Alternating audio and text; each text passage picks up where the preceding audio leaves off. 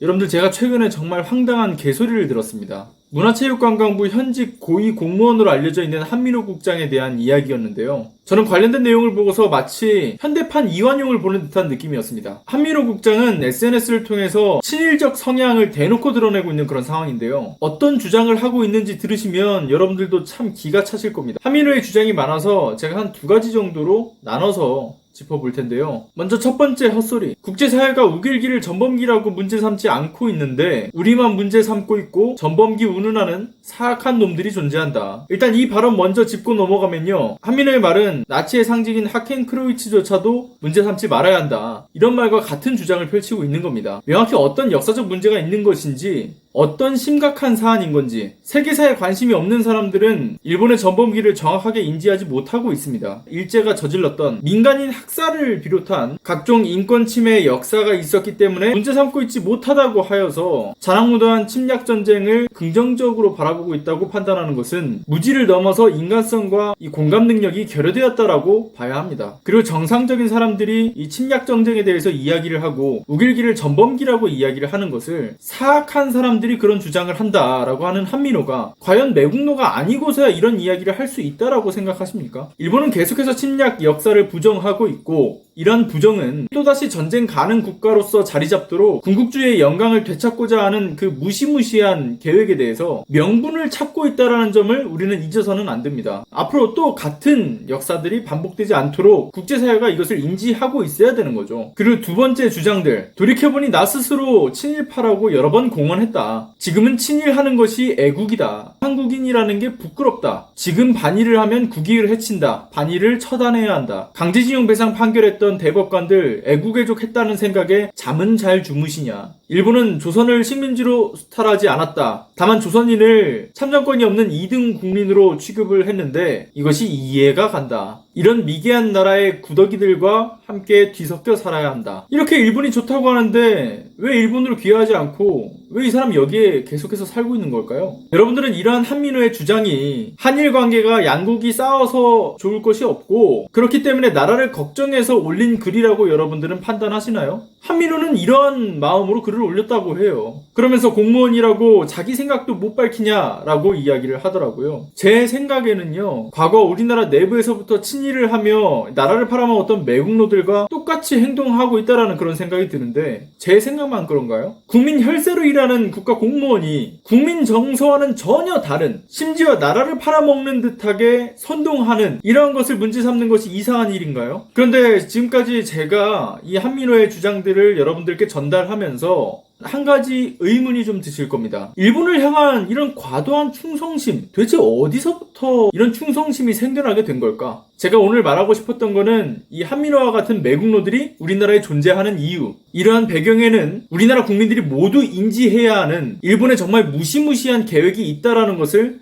말하고 싶었습니다. 한국으로 귀화한 분 중에서 호사카 유지라는 지식인이 한 분 계세요. 보다 효과적으로 이 잘못된 역사를 바로잡기 위해서는 일본인 이름으로서 목소리를 내야 된다라고 생각했기 때문에 우리나라 이름으로 바꾸지 않은 분인데요. 이분의 이야기를 들어보면 가히 충격적인 일들이 실제로 일어나고 있다는 사실을 알 수가 있습니다. 신친일파 양성 전략이라고 하는 것을 혹시 들어보셨나요? 돈을 풀어서 한국인 유학생들을 회유하고 우리나라 사람뿐만 아니라 세계 각국에 있는 유망한 인재들 또는 저명한 교수나 정치인들을 대상으로 해서 일본 정부와 극우 재단에서 로비하고 있는 것을 바로 신친일 양성 전략이라고 합니다. 소설 속 이야기 같은 이 일들은 정말 실제로 일어나고 있는 일들이에요. 특히 우리나라에서 일본으로 간 유학생들 중에서는 한국에 어느 정도 영향력을 미칠 것 같다라고 판단되는 사람이면 장학금을 주고 생활금도 지원을 해주는데 그 액수가 정말 어마무시하다라고 해요.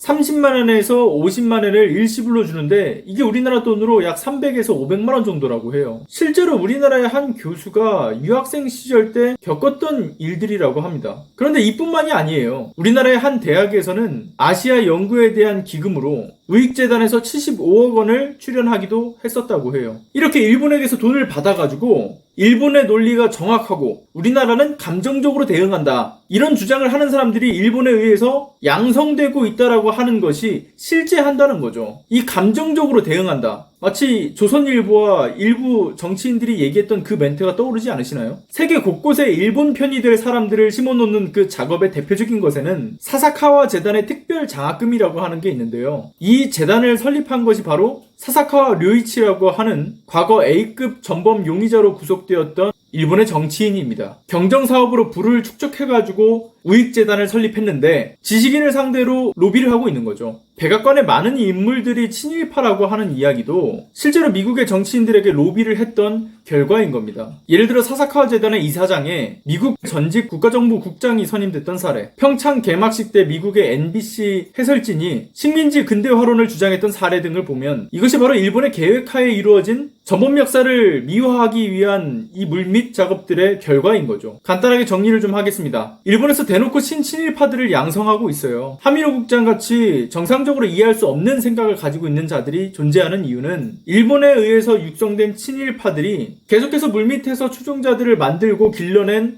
결과들입니다. 의외로 여러분들의 가까이에서 사이비 종교처럼 여러분들을 회유하려고 하는 매국노들이 있습니다. 조선 총독부에 남아있는 잘못된 정보를 통해서 식민지 근대화론을 주장하는 자들, 불매운동에 대한 국민들의 태도가 철이 없어 보인다, 너무 감정적으로 대응한다라고 주장하는 자들, 강제징용 배상 판결이 잘못되었다, 개인의 청구권은 모두 소멸되었다라고 주장하는 자들, 위안부 피해자분들은 자발적이었고 이것이 마치 조선시대의 기생과 같다라고 말하는 자들, 이러한 친일 매국노들을 걸러낼 관심과 노력이 꼭 필요하다고 생각을 합니다.